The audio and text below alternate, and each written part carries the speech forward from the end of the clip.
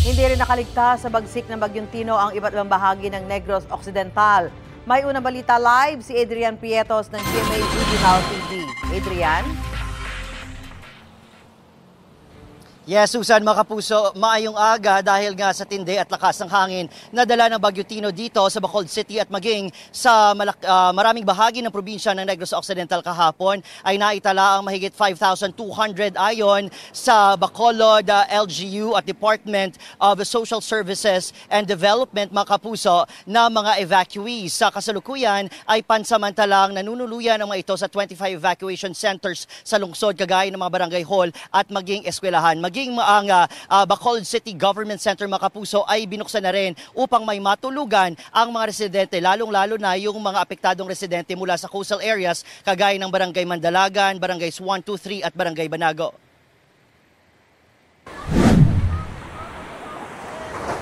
Gabi na hangin, sana itong mga sen, tapos ang mga pambot namon, puro na to wasak, sir. Gabing balod, kagabi pagid ang hangin. Lapit kami nga daan sa baybay dito. Nagsagawa ng forced evacuation ang ilang barangay sa coastal area ngunit may ilang hindi lumikas. Ang ako na gurumay mo as the PNP, pakadto di, kag mag-forced evacuation ta wala na ta may mo. Ayon sa Bacolod City LGU, nasa 1,500 na pamilya ang lumikas. Gina-safety ta sila gani, sila yan nagapakagtupakari.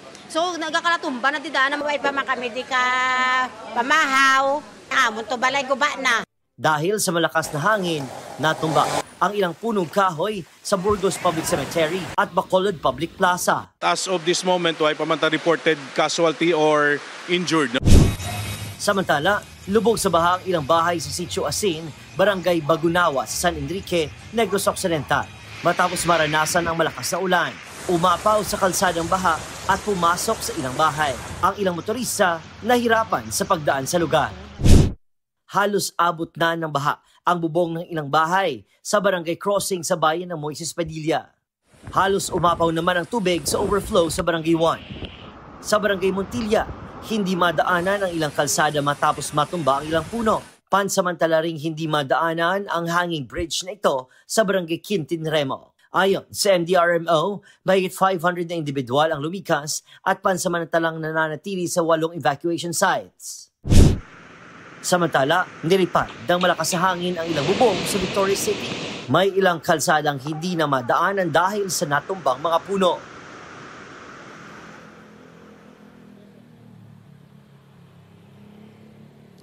Susan, mga kapuso, sa kasalukuyan ay nananatiling walang kuryente dito sa Bacolod City at maging major areas ng probinsya ng Negros Occidental. Ayon naman sa local power distributor ay magsasagawa sila ng rapid damage assessment upang matukoy kung gaano ba kalaking pinsala ng Bagyong Tino dito sa Bacolod City. Sa likuran ko, mga kapuso, ay yung mga nabuwal na kahoy dito mismo sa Bacolod City Public Plaza. Ayon sa LGU ay sisimulan ngayong araw ang isasagawang clearing operation. At yan munang latest mula rito sa Bacolod at Negros Occidental. Susan?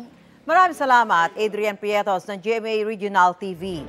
Gusto mo bang mauna sa mga balita? Mag-subscribe na sa GMA Integrated News sa YouTube at tumutok sa unang balita.